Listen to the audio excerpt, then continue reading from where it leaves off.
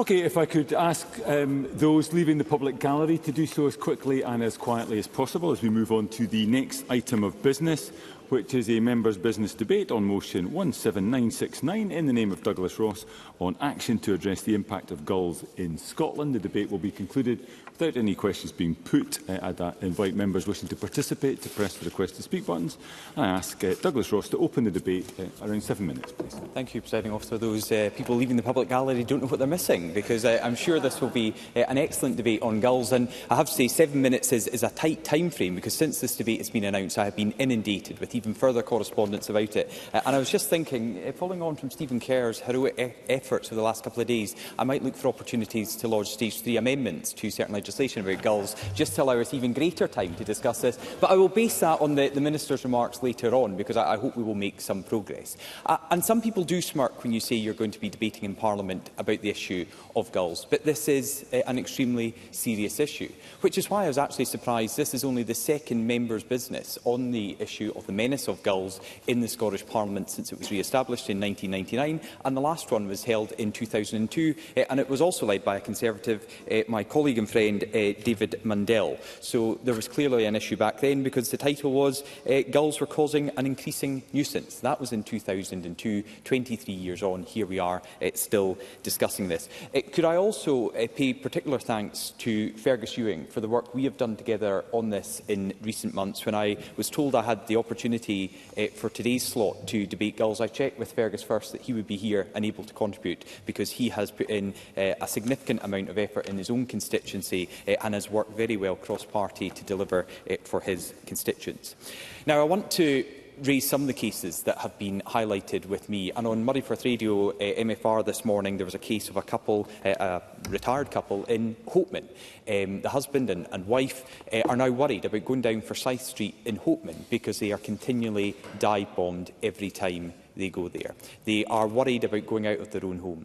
I had a case last year. A constituent came to my surgery in Milton Duff, who explained she couldn't leave her house. She's got a small dog. Every time they left, they were attacked by gulls that were nesting on her property. She put in for licences, and she was actually given permission, such was the severe problems, to have up to 10 licences to remove nests every year. But the cost of getting someone in to remove those nests was £200 a time. So this retired lady, who's now 73, has to spend £2,000 of her own money to remove these nests every year. And that's why this is an issue, and it is a growing issue. I've spoken to a number of my Scottish Conservative council colleagues over the last couple of weeks about this. Councillor Isabel Mackenzie has spoken about the issue in the Crown area, where she lives and represents. It is a growing issue. She spoke about how stonemasons are reporting problems just being able to go about and do their work. Councillor Babs Jarvie in Nairn spoke about the huge issues that it has for local people there, but also tourists coming to Nairn. And if anyone looks at the BBC today, there is a story about the impact and the growing problem that is increasing in recent years about the impact of gulls in Nairn. In my own area of Murray, Councillor Pete Bloomfield and Elaine Kirby have raised issues in their own council ward in Elgin.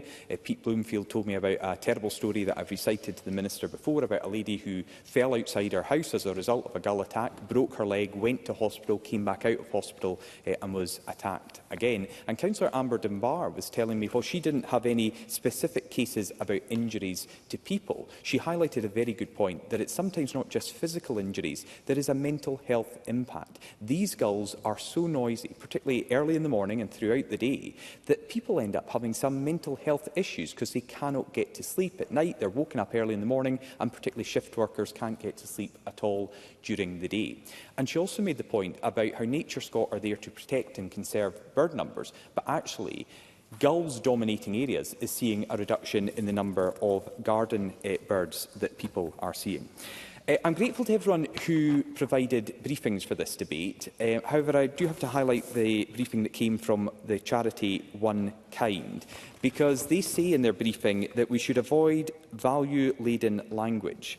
They say referring to gulls as a menace or nuisance and their behaviour as mugging or dive-bombing creates and reinforces a perception that gulls are acting maliciously and that their presence is a problem. Well, I will say these gulls are a menace. They are dive bombing and they are a problem. I will give way, if I have time, Presiding Officer, to Christine Graham. I will be tackling the language that is used of gulls. Douglas Ross. I didn't hear that properly, so I'll give way again quickly. Christine Graham. I do not agree with these terms, and I will be addressing these in a short defence, if I may, a cautious defence of the common gull. As Christine Graham is perfectly able and willing to do, I disagree with that strongly. They are a menace, and this constituent in Hopeman, who's on the radio today, they use the word dive bombing because they are being dive bombed by these birds. I want to also highlight the work done by business improvement districts, and particularly the work Fergus Ewing and I have done together has been so ably aided by the bids in Nairn and Inverness. They are going above and beyond for their members to get schemes in place, but it is costing a fortune. So the other thing that's mentioned in the motion is just how much money is being spent trying to get licences, trying to control these birds. It is tens of thousands of pounds, either through business improvement districts or through common good funds or through community councils. It is a huge amount of money that could be better spent on other local projects or improving the environment for local businesses, but it has to go on to these issues. And I will say, because I'm sure the Minister will mention it, I would encourage, I would make, in the strongest possible terms, the case for people to stop feeding these birds, to stop leaving rubbish out, because that does cause part of the problem. And I am not ignoring that, I am reinforcing that.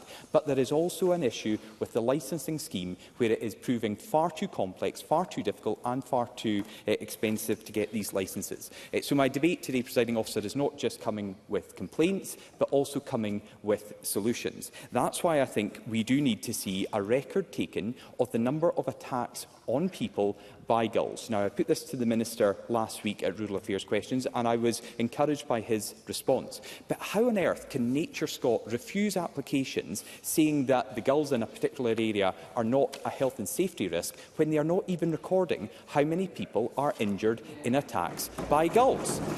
And conversely, Nature Scot do record injuries and deaths, not of people but of birds. So if birds go into wind turbines, they keep a record of that, but they don't take any record of people being injured, and I think they have to look at that. And finally, Presiding Officer, I want to see a very separate role for Nature Scot. Currently, they are clearly conflicted between conserving and preserving bird numbers and also being the agency that looks at and deliberates on applications to control birds and rejects or approves these applications. It is not possible anymore for Nature Scot to do that dual role, so I hope the Minister will consider separating those roles. And finally, we get action from this government, because 23 years on from the last members' debate, gulls are still an increasing problem in our communities. They are causing a nuisance and people want action. Thank you, Presiding Officer.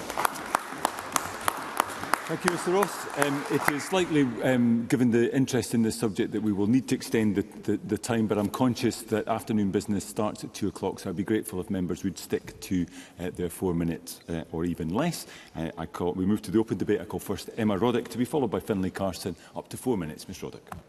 Thank you, Presiding Officer, and I thank Douglas Ross for bringing this debate to the Chamber. It is good to get the opportunity to really explore what more can be done to deal with local seagull issues, many of which have been reported to myself as well. I live next to an industrial estate in Inverness, so I absolutely understand the issues that seagulls can cause in residential areas in particular. My mother always used a different name for them that many Highlanders will recognise, but that I won't repeat in the Chamber. I do receive a disproportionate number of complaints about these birds in certain communities. And it's not just the noise, the mess or a nuisance. I am aware that people have been injured and their property has been damaged. And some of the incidents that Douglas Ross mentioned are very extreme and clearly having a massive impact on people's lives. So it's important that councils and their partners are able to react more quickly when issues are emerging. By the time that an issue is noticed and then reported and then responded to, it's often past the point that things like targeting eggs can be considered and be effective. And from then on, it is hard to roll back on the disruption rather than just limit how much worse it gets year on year.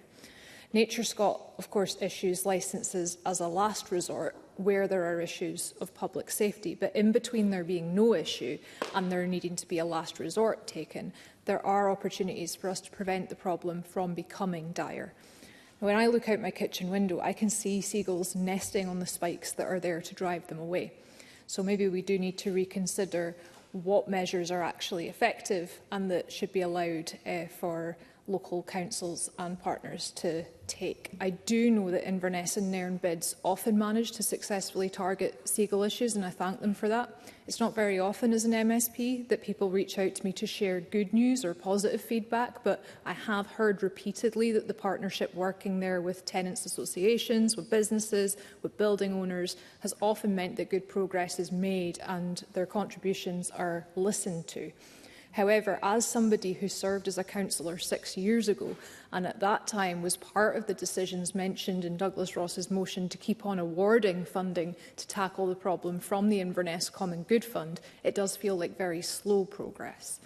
I have had constituents write in with concern too about the approaches that are taken in destroying eggs, feeling that it's not always a last resort, but sometimes the only option available. In Nairn, one person raised with me that it is usually human behaviour that she witnesses that encourages these birds. So whether it's locals or tourists, you will often find people littering or intentionally feeding the seagulls. We cannot blame those birds for moving in where they get an easy meal, but we can do more to discourage that behaviour from other humans. Nature Scott does have a duty to protect the species, and I do have to say that it is rare, not unheard of, but rare, that a constituent wants to indiscriminately kill the birds with no regard to the species being able to survive. People don't want the extreme and dangerous behaviour that we see when the situation is allowed to get out of control. So I agree with colleagues that we need to give local communities full options to deal with the gulls and stop situations from becoming out of control where the birds have started to pose a risk and that concern has been raised. So I look forward to hearing the Minister's response to the suggestions. Thank you. Thank you very much. I now call Finlay Carston to be followed by Rhoda Grant. Up to 4 minutes. Mr Carston. Thank you, Deputy Presiding Officer. The relentless, noisy squawking and aggressive behaviour have made them a nuisance across Scotland. No, I'm not referring to the Nationalists, though on this final sitting day before summer recess, I hope we can part on the best of terms for once. But I'm talking about the growing scourge of gulls, particularly in my constituency of Galloway and West Dumfries, where these wild flappers seem to rule the roost and frankly appear to revel in the misery they cause in communities like Kirkcudbright, Stranraer, Dumfries and beyond. And I want to thank my Conservative colleague Douglas Ross for securing this debate. It's an issue that is long overdue serious attention. We've heard the stories: elderly residents attacked outside their homes, children left bloodied by swooping gulls. This is no longer just about a sensational headline. It's about a growing public safety risk that is spreading far beyond our coastal towns and into urban centres across Scotland. These birds are no longer confined to our beaches. They're now snatching fish and chips, hamburgers and even crisps from outside shop fronts, and they've adapted to urban life and are thriving on it. As researchers like Helen Wilson at Durham University have pointed out, this isn't necessarily about rising gull numbers, it's about shifting behaviour. Urban environments now offer more reliable food sources and fewer natural predators. And with changes in fishing practices, more violent winter storms and warming seas, gulls are abandoning their traditional coastal habitats and heading inland. But while gulls may be adapting, our system for managing them is not. Nature Scott's current approach to licensing is simply not fit for purpose. And I say that not just as a constituent MSP, but also echoing the serious concerns raised by Scottish Land and Estate in the recent briefing. SLE members, who are among the primary applicants for species control licence, have reported a litany of issues with Nature Scott's licensing regime, including unrealistic demands for evidence of species impact, excessive delays in processing applications, a narrow and insufficient list of species eligible for control, licensing officers making decisions beyond their remit, and a lack of understanding of practicalities of wildlife management. So let me give you one example. In south of Scotland, an estate was told it couldn't control ravens near a special site of scientific interest due to potential disturbance to breeding waders. Instead, they were advised to use gas guns and bangers. That method would have caused far more disruption than a single moderated shot. It's just not logical and it's counterproductive. In another case, Nature Scott unlawfully advised an increase in raven control under a livestock protection licence, when the actual concern was the protection of ground nesting birds. And in implementing the new grouse shooting licensing scheme, they misinterpreted the Wildlife Management and Urban Act, unlawfully requesting estate boundary licences. Later, they were forced to backtrack. This is not a one-off. It's a pattern of poor decision-making that is actively undermining the ability of land managers to protect people, livestock and biodiversity. In my own constituency, councillors spending upwards of £85,000 a year trying to manage gulls, money that could be far better spent if the licensing system actually worked. Nature Scotland insists that lethal control should be a last resort, but when non-lethal methods fail, as they often do, communities are left without any viable options, and the result is growing frustration, rising costs and a real risk to public safety. In Dumfries, residents have even raised a petition demanding action. Businesses are being targeted, people are being harassed, and yet the licensing process remains slow, opaque and overly restrictive. We need a system that works, one that is easy to access, proportionate and risk-based, grounded in practical understanding and, above all, responsive to the needs of each and every community. Licences should be easy to obtain where there is clear evidence of harm. They should be difficult to lose unless misused.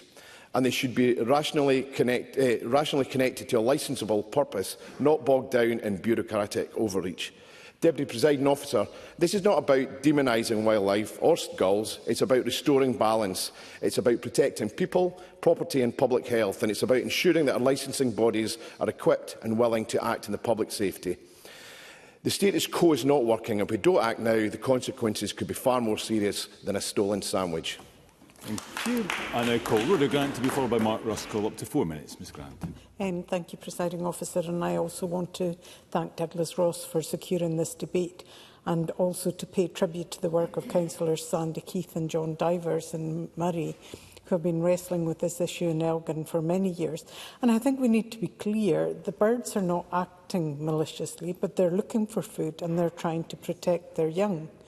And urban seagulls have been causing a problem and very often are a danger to the public. And we've all witnessed seagulls snatching food out of unsuspecting people's hands.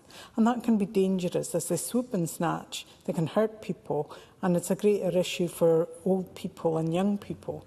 The more vulnerable can be knocked down and be seriously injured, and we've seen people injured and bleeding from having been swooped on by seagulls.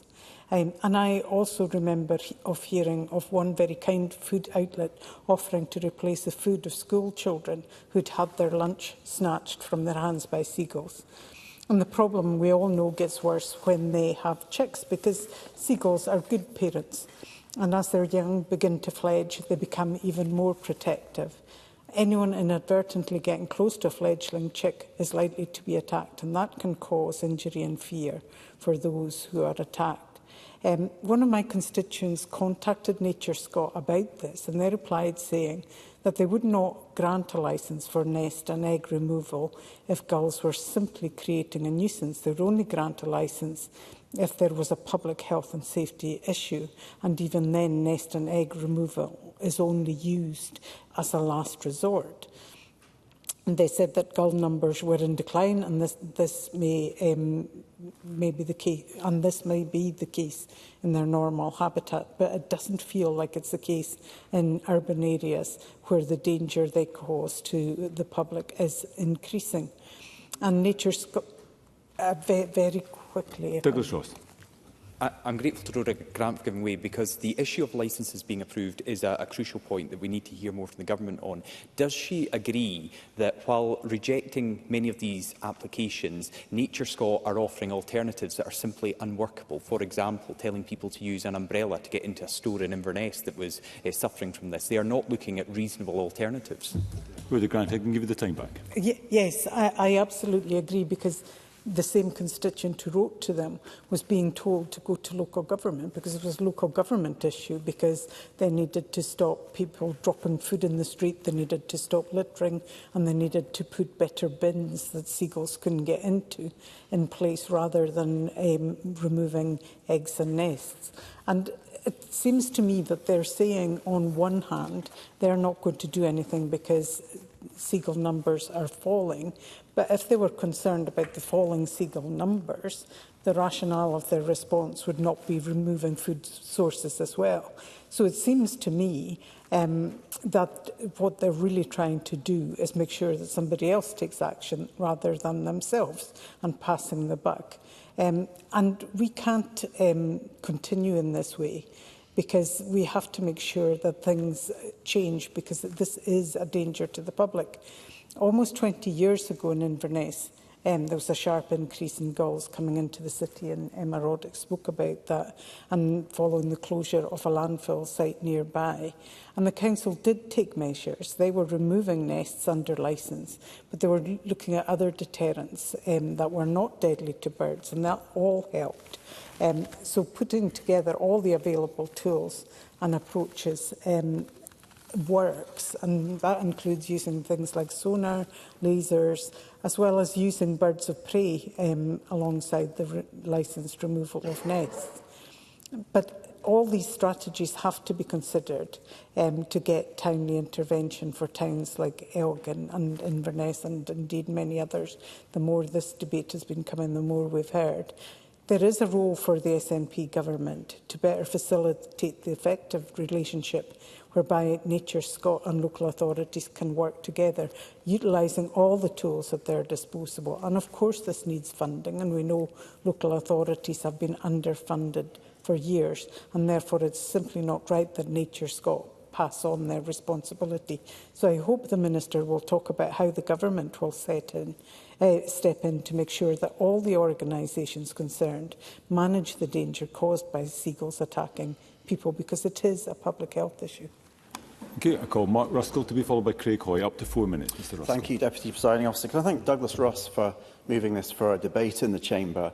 I certainly acknowledge that there are areas where we need to see more effective management, more effective consideration about how we can coexist with gull populations. But I would hope that he would acknowledge that in the 23 years since Parliament last debated this topic, that herring gull populations have collapsed in Scotland. Numbers have halved since the 1980s. There are huge pressures on our seabirds, and it's actually part of the reason why gulls are now moving more into urban areas, because the coastal environments that they would usually inhabit are under pressure and are under attack. If there's time in hand, I'll take a brief intervention from Mr. Briefly, Fergus Ewing. Thank you for giving way, Mr Ruskell. It's just been stated that the populations of I think herring gulls and urban black gulls, the two main species, have declined.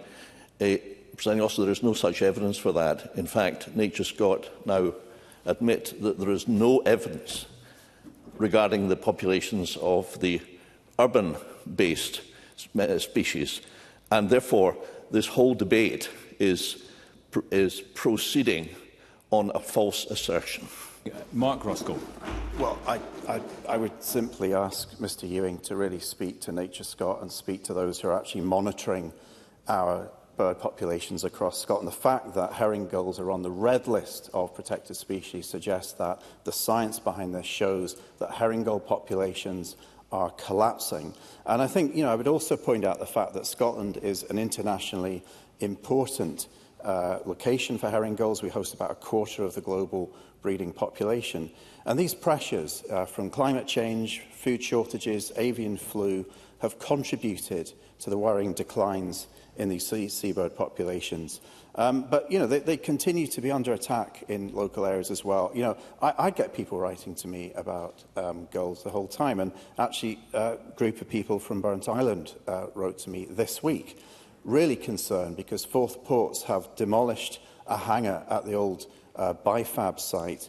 There were young flightless herring gull chicks that were stranded on that roof, and they were just killed. The hangars were brought down, they were killed. Dozens of nesting sites were destroyed. Now, that might hearten Douglas Ross and some members of the Conservative Party, but I would say to them that is a wildlife crime. That is a wildlife crime, and it's a crime that will be investigated by the SSPCA and Police Scotland, because these birds are protected for a very good reason. Now, obviously, there are options for authorities to control gulls where they're causing a problem. And we're aware that there are 3 circumstances that can take place: where there's a threat to human health and safety, where other non-lethal measures have been ineffective, and where it's not harmful to the conservation of the overall population. That is the basis of the current licensing regime. But we do have to consider what happens in our towns around waste management. I would point to the situation in Stirling at the moment, where on a Tuesday morning in the centre of town, it's bin collection day. We have bagged bin collections, and of course the gulls are flooding in to Stirling on a Tuesday morning because they know that they can get an easy meal by opening up the bags. They're smart, they're intelligent creatures. And I've also seen, local residents putting out bread for the gulls in between the times that they're being that the waste collection is taking place. And this just exacerbates the problem. So we do need to have an approach which is led by councils, which involves Nature Scott, which involves the business community as well, and actually educates local people about the best way to manage gull populations, while at the same time respecting the fact that these are species that are under attack. They're declining in population, they're protected under law, and we should be finding a better way to coexist. Thank you. I now call Craig Hoy to be followed by Fergus Ewing. Up to 4 minutes, Mr Hoy. Thank you, Deputy Presiding Officer. And as we prepare to take flight, can I congratulate Douglas Ross on bringing forward this important debate. As colleagues right across the chamber have referenced, the menace of seagulls has been getting steadily worse in communities across Scotland, and as a South of Scotland MSP, I represent a wide region that includes many coastal areas from Eyemouth and Dunbar in the east to Stranraer in the west, and many of these coastal and even inland towns and villages are experiencing serious and growing issues with gulls. These birds can be large, aggressive and very territorial, larger now than in the past because of their ready access to fast food on many streets. And Eyemouth has seen multiple gull strike victims. One local business saw 7 children attacked in 1 month, and they were left with gashes to the scalp and blood running down their faces. So this is a real problem. And residents and businesses report to me and many parliamentary colleagues the problems that they're facing, from noise to damage to property to direct attacks. And children, older people and tourists are particularly terrified when these take place.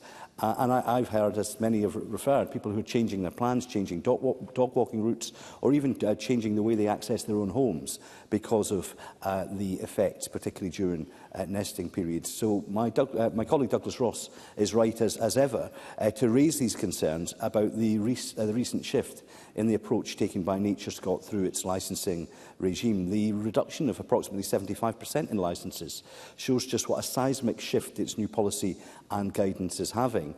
And this change is leaving many communities with limited options to manage the issue, and it has definitely contributed to the increased number of gull-related incidents across Scotland. The licences are essential for local authorities, for landowners and businesses who are trying to protect public spaces, retail areas, residential communities, and also, in many instances, the local economy. And the sharp drop in approvals has caused real concern to many of my constituents, and there is now, I think, a growing frustration that Nature Scott is not fully reflecting the views of those who are directly affected when they're assessing applications. In East Lothian, for example, in towns like Dunbar and North Berwick, they are facing relentless problems during nesting season. I've heard from residents who feel under siege, who are rightly calling for a more robust and practical use of licences to tackle the scourge of gulls.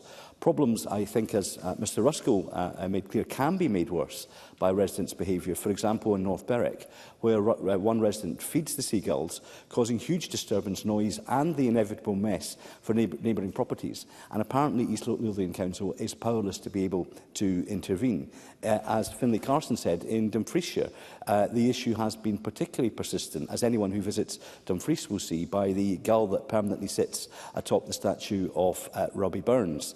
Dumfries and Galloway Council is spending its full £84,000 in gull control budgetary measures in 2023-24, investing in nest removal, gull-proof bins and deterrents on buildings, but still these are not working. And I think this serves to show just how serious the issue is and how much Nature Scott must listen to local communities, because these council budgets are now being fully utilised. It would be unfair for Nature Scott not to represent the views of our constituents. And I don't speak today to demonise the herring gull. Gulls, properly managed, are every bit as part of coastal life as the fishermen, beaches and fish and chips. But it is a problem that needs to be addressed.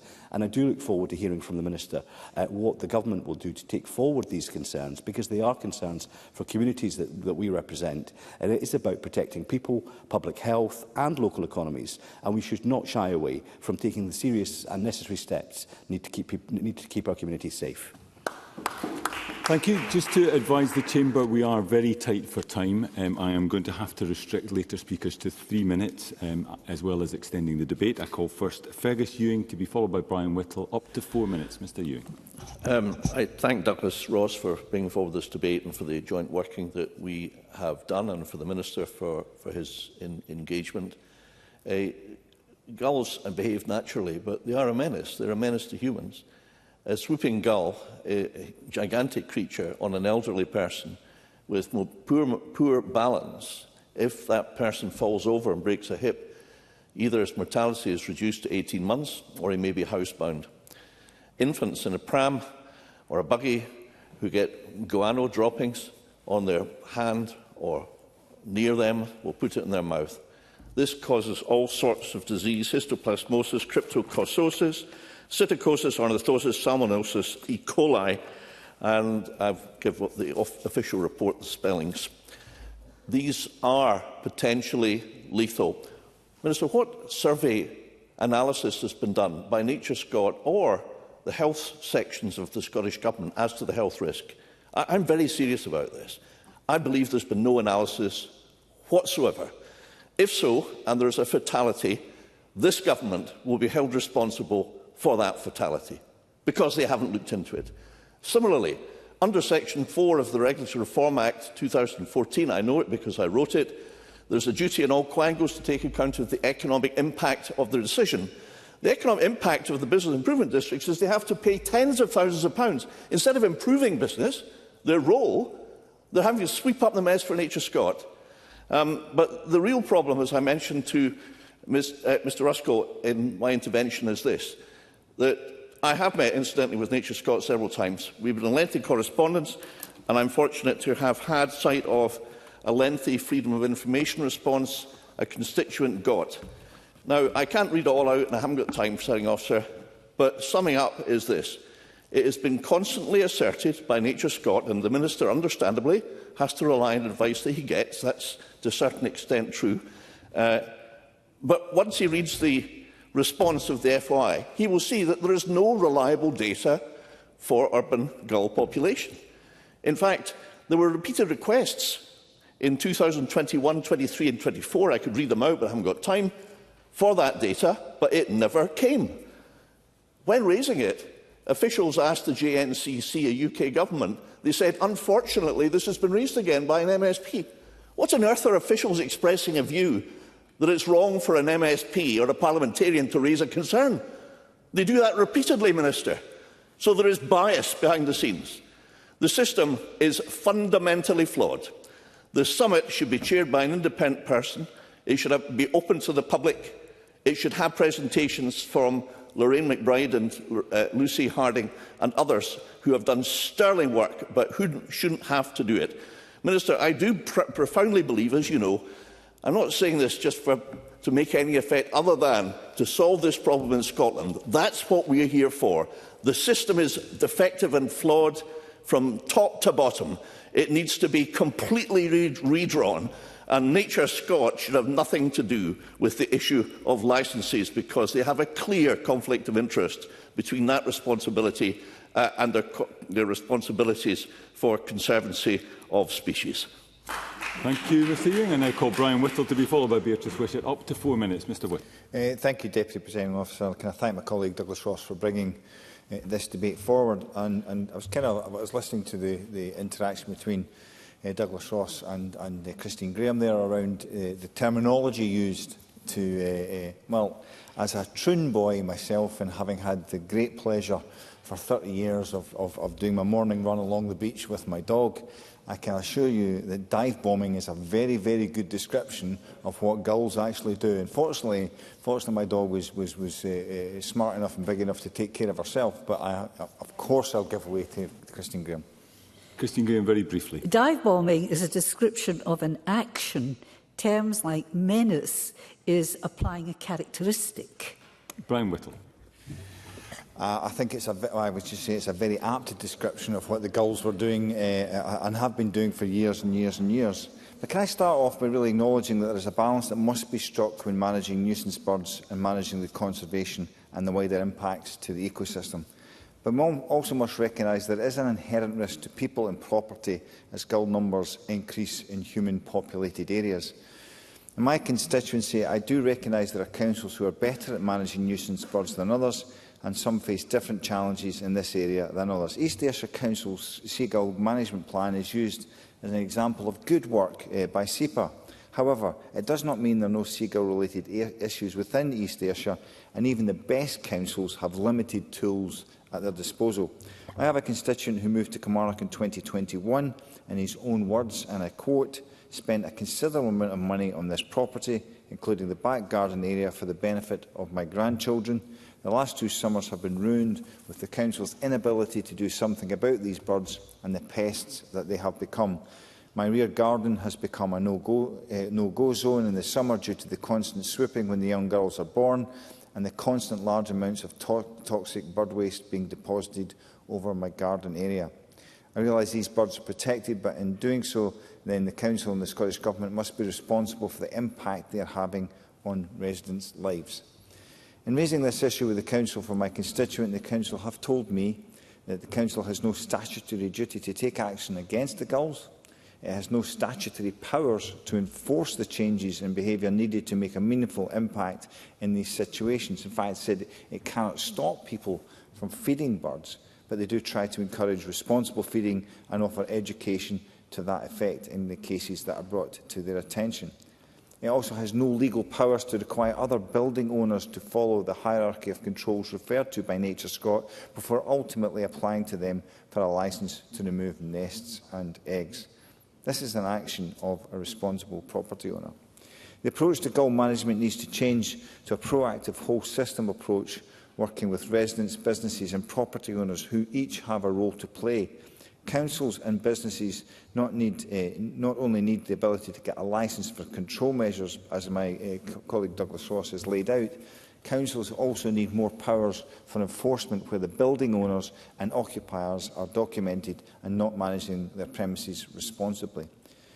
Gulls are traditionally associated with the sea, and my constituent lives inland, so the only reason the gulls are there is for a food source. Their natural behaviour and environment has changed because of human interaction. So unless councils are given greater enforcement powers along with the powers to manage the population, these issues will just persist and grow. And I hope the Minister will address these key issues in his response. And can I once again thank my colleague Douglas Ross for raising this important issue. Deputy Presiding Officer. Thank you, Mr Whittle. Due to the number of members still wishing to participate in the debate, I'm minded to take a motion without notice under Rule 8.14.3 to extend the debate up to 30 minutes. I call on Douglas Ross to move such a motion. Pleasure to move. Thank you. The question is that the debate be extended by up to 30 minutes. Are we all agreed? That is agreed. I call next Beatrice Wishart to be followed by Liam Clare. Up to 3 minutes. Ms Wishart. Sorry, I missed what you said. Was that 3 minutes or 4? 3 minutes. 3 minutes, OK. Thank you, Presiding Officer. And I thank Douglas Ross for bringing this debate to the Chamber this afternoon. As the motion states, gulls can be a problem, even dangerous. Very often, behaviour is heightened during nesting season when vulnerable eggs and chicks need protecting. I've witnessed and experienced how gulls behave quite intensely during nesting season. One gull in my neighbourhood attacked anyone going near the communal waste bins. I saw another fly at an unsuspecting man as he got out of his car. The large gull swooped, its beak made contact with the man's head and drew blood. He was quite shaken by what had happened. I've had my own gull experience, albeit a few years ago now. I'd hung out some washing to dry. I attempted to retrieve it on that fine sunny day, but having been dive-bombed by a gull, I only managed to bring the washing in by clutching an open umbrella over my head and making a dash for safety as the gull had another go at me. I fear without my brolly, I too would have ended up with a gash in the head. And while it seems amusing to retell the tale, there is a serious issue. I believe Nature Scot must do much more to issue licences swiftly when there is evidence that there is a situation of possible harm to humans. Presiding Officer, the Scottish Seabird Centre's briefing pointed to the fact that 70% of Scotland's seabird species are in decline. We know this is from the impact of climate change, invasive species and a reduction in natural food sources. I've lived in a top-floor flat for over 20 years. When I first moved in, I frequently heard the noisy call of herring gulls as they padded across the flat roof. They would fly down to the nearby seashore, pick up small crabs, starfish, sea urchins, and fly back, dropping their catch to break it open on the roof before landing to feed on their meal. They would nest in the chimneys on a nearby row of terraced houses, but interestingly, I don't see or hear them so often now. RSPB highlight that herring gull numbers have almost halved since the 1980s, and with readily available food from human waste, gulls are brought increasingly into our urban areas.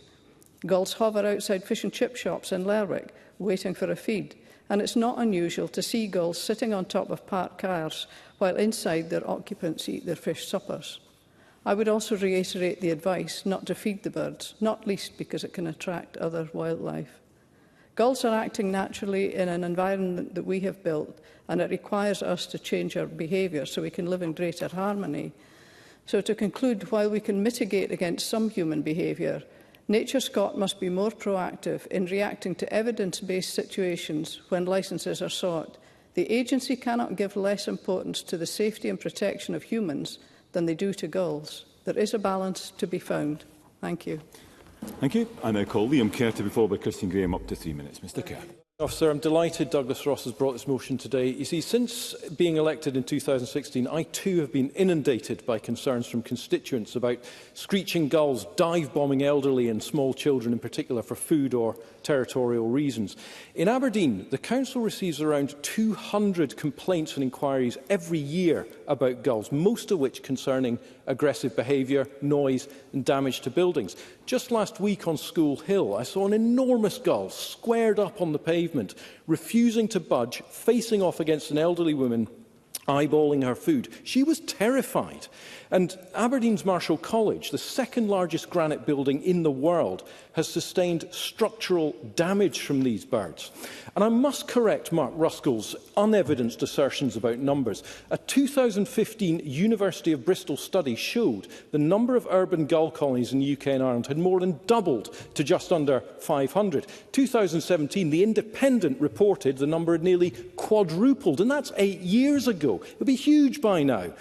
Presiding Officer, I first started trying to find solutions in 2017. No, I don't have time, Mr Ruskell. I saw then that the Scottish Government had commissioned research as long ago as 2010 into the use of falcons to displace nesting gulls and other actions, including egg and nest removal and egg oiling. House of Commons in 2016 suggested seagull-proofing buildings, councils issuing gull-proof bin bags and educating people. At the time, former Edinburgh councillor Nick Cook was advocating funding de-nesting. Now, more recently, Aberdeen has tried a hawk. Aberdeenshire is trialling sonar devices. But where in all of this is the government or Nature Scot? Well, Rhoda Grant gave us the answer earlier, passing the buck. I found a PQ from 2015 where Eileen MacLeod MSP stated flatly, it is the responsibility of local authorities to address problems caused by urban gulls. 2019, following constituent complaints in Airy Hall in Aberdeen, I demanded action. But Rosanna Cunningham simply said it was for the local authority to deal with it. Later that year, I wrote to Aberdeen Council on behalf of constituents in Tory. They said there's nothing we can do due to the legislative framework. They said it was the property owner's responsibility and sent me a nice leaflet, Living with Urban Gulls. And here we are all these years later with member after member queuing up to show the problems are worse than ever, thanks to a Scottish Government which slopey shoulders it and a government agency which, as Douglas Ross said, has an extraordinary conflict of interest. An agency which seriously proposed people should use an umbrella to go into local shops and or send their dugs up on the roof. This is a serious problem and it needs serious solutions. Now, Douglas Ross has proposed some which I am 4 square behind to protect humans and businesses from the menace of gulls. Nearly a decade on from when I first started campaigning, it's long past time for this government to get its act together. Thank you. I now call Christine Graham to be followed by Rachel Hamilton. Up to 3 minutes. Ms. Thank you very much, Deputy Presiding Officer. I thought I'd be alone in defending the clever adaptable gull, recognising the concerns raised by members. I was wrong. The debate has been reasonably balanced. I watched a gull on a busy high street case out a local store. It looked cautiously this way and that, glanced through the shop window, double-checked, dismissed me as being too distant to be a threat. And when the shop doors swished open, it was in and out in a flash with a packet of crisps secured. Then it managed to break the seal to enjoy a snack. It was not a thief. It was simply an animal looking for easy pickings. So language such as mugging, menace, can be applied to us, our fellow counterparts, but it's not appropriate to demonise an animal simply looking for food. Anthropomorphising is tempting but not helpful. And in part, we brought it to this by ourselves, as we recognise we're a mucky creature. And unlike the gull, we know the consequences and should take responsibility for them, dropping our half-consumed chips, sandwich packets thrown to the ground, even when there's a visible waste bin nearby, or there are waste bins not regularly emptied. They should be. We fill tips with the detritus of our lives. If you were a gull, you'd be tempted. Don't get me wrong, they can be intimidating, and I do recognise there are serious instances. I, of course, think if you are where regularly and historically gulls nest, then you must keep your distance and respect nesting birds, who quite rightly are fierce defenders of their young. I was dive-bombed on the Isle of May. The correct use of a word, I say to the member, because it is not demonising. It is an action. Dive-bombed on the Isle of May during the nesting season. And that was completely my fault, my ignorance. So what do? Well, you modify our own behaviour. We've mentioned all the things we do wrong. Don't feed them, for example. Choose methods to constrain and restrain that cause least harm to these animals. You might provide alternative nesting sites. Perhaps that's why the stonemasons were being attacked. Here in this Parliament, we've used trained hawks, which have been in the main effective, though I do recall seeing gulls mobbing one and seeing it off, never to be seen again. But it was possibly being mobbed because we have nests on this very site. So I have listened, and there have been legitimate issues and concerns raised, and we must look at legal ways to control specific areas and humanely the gull population. So I look forward to the response from the Minister. But what we mustn't have is people versus gulls, or gulls versus people. Thank you. Thank you. I now call the final speaker in the open debate, Rachel Hamilton. Up to 3 minutes, please. Thank you. And can I thank my colleague Douglas Ross for bringing forward this very important debate. As many have said today, it's an issue that we've been talking about for years, and absolutely nothing is getting done. And I don't believe that the government are listening to us, because the issue continues in my constituency in Eyemouth. Aggressive seagull behaviour continues to cause a real concern amongst businesses, amongst tourists, amongst everybody that has anything to do along the harbour. And it's not just a seasonal nuisance. It's a serious growing health, it's a risk, it's a safety risk, particularly for children, elderly residents, as Fergus Ewing has stated. In September last year, we were told that 7 children were attacked within 1 month in Eyemouth, with 1 girl left with gashes to her scalp and blood running down her face. One resident described the situation as people being scared, attacked and traumatised, and said it's actively deterring customers from her business and the town. We found ourselves in a situation where we tried to plan ahead. The community got together. I had very supportive councillors, Councillor Carol Hamilton, Conservative councillor, and an SNP councillor, Councillor James Anderson. And we all got together in preparation with Nature Scott to try to do something about this. But of course, the can was kicked down the line, nobody took it seriously, and Nature Scott started to suggest. Jim Fairley shook his head when my colleague Liam Kerr said that the suggestion was to use dogs. It's absolutely in this. I'm going to say it first, if you don't mind, Mr Fairley, then I'll take your intervention. So it says the applicant intends to try the following. Nothing entered by applicant. Other solutions that have not been tried. Disturbance by dogs. The reason that they haven't used dogs is because they don't have nests on the ground. And while I made the point last week, do we expect spaniels to scale scaffolding, or do we expect dogs to go on drones? I'll take the intervention. Briefly, Minister. When Rachel Hamilton raised this last week, I have to say I was absolutely appalled at the fact that you'd mentioned, or the member had mentioned the fact that there was dogs to be used on roofs. So I made an inquiry to Nature Scott to give me a response to that. And the response has come back. We have not suggested or provided instructions that dogs should be used on rooftops to scare gulls and prevent nesting. Dogs can be an effective tool to deter ground nesting gulls, and the dogs are used in every licence application response as a possible means of deterrent, because they're giving they're giving people across the board deterrents, not just in that specific instance. Rachel Hamilton, I can give you some of that time back. Well, thank you very much.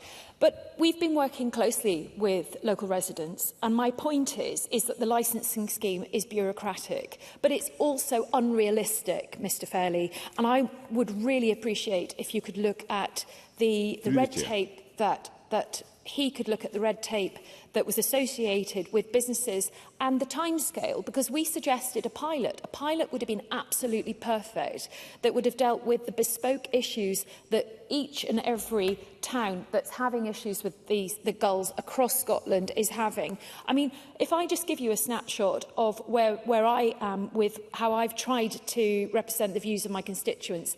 In December, I hosted a site visit with Nature Scott to show them the worst affected areas around the harbour. I've held multiple meetings with Nature Scott to explore and seek advice on the licensing application itself. I secured Nature Scott's endorsement for signage to discourage public from feeding gulls, and I've also convened discussions with Scottish Borders Council, who are now preparing a draft gull management plan. Much more needs to be done on this, and I don't believe that the issues are being taken seriously. When I highlighted last week, Mr Fairley, that within 24 hours, Nature Scott had U-turned and they had granted 2 licences. That was only because I stood up here and highlighted that to the Minister. So I think a lot more needs to be done, and we need to support the people who are having trouble with the gulls. Thank you. Thank you, Ms Hamilton. I now invite the Minister to respond to the debate. Around 7 minutes, Mr Minister. Thank you very much, Presiding Officer. And I'll try to get through everything, but there is an awful lot to get through here. When I talked about the fact, as Mr Ross had talked about the fact that he was having a debate on gulls, people chuckle and they laugh. It seems like a funny thing. It's not. It's deadly serious, and I absolutely accept that. And I hope that Mr Ross and Mr Ewing accept the fact that I have taken this position very seriously right from the start. I met with them both on the 15th of April to talk about the gull management issues in Inverness and Moray. I then had a meeting immediately after that, on the 23rd of April, with Nature Scott to discuss these issues. I then had a meeting with Nairn Bid and Inverness Bid and Highland Council on the 7th of May to make sure that we were progressing the issues. I now understand that we have got area-wide licences in Inverness and Nairn at the moment. We're still engaging with Moray Council to try to get a similar approach to that as that's Inverness. And Nature Scott has been attempting to engage with Aberdeen Council. So far that has been unsuccessful, so I would urge Aberdeen Council to engage with Nature Scott so that we can actually get some resolutions for the issues that we're talking about. In terms of the rationale for licensing, the licences that are given for dealing with gulls are based on the clarification of the Nature Scott guidance, because Mr Ross has talked in the past about why has the licensing changed. The licensing hasn't changed, but the guidance has, on the basis that the use of language, and this is really important now, the use of language, menace or nuisance, is not a licensable purpose. And that's a really critical part. And I will come back to possible solutions later on. But that use of language is very important. They can only be issued on the basis of health and safety, which is why there has been this differentiation since previous applications and the applications that we currently have. And I'm well aware of that issue, and we will pursue it. Now, I appreciate the frustration that people feel because they're not getting the licence and the bureaucracy around them. And Mr Ross has actually asked me to intervene. I think it is using Section 11 of the Natural Heritage Scotland Act, which allows ministerial directions. But we've delegated the responsibility for licensing to Nature Scott in order to have them make the decisions. If we go against... Mr Ross. If we go against the licensable purposes, we could be open to judicial review. So therefore, it would not be appropriate for ministers to get involved under the current provisions that we have. And I'll happily take an intervention. Douglas Ross. Just because he's on the point about ministerial direction and the licensing element of Nature Scott, does he accept what's in the motion and what members have reiterated today, that there is a clear conflict between Nature Scott's responsibilities to conserve bird numbers, but also to look at the applications to control bird numbers? Minister, I can give you the time back. Well, I am more than happy to have a wider discussion. When we come to the resolutions of what this debate will actually deliver, I'm more than happy to have a look at all of the issues that have been raised with us. As I say, Mr Ross has asked me to look at the role or my role in how we define the licences, but we have delegated that power to Nature Scott, and that is where it should stay for this moment in time. But we also have to work out what it is that's causing the issue in the first place. We're feeding them. It's quite simple. We are creating habitat and we are creating feeding stations which are allowing gulls to inhabit our space. And that is now quite clearly coming into conflict. I think Beatrice Wishart's point was absolutely spot on, very, very balanced, as was Brian Whittle. That conflict is there, and we now need to find some way of coming to a resolution about that. We've got to try and limit food waste and public littering.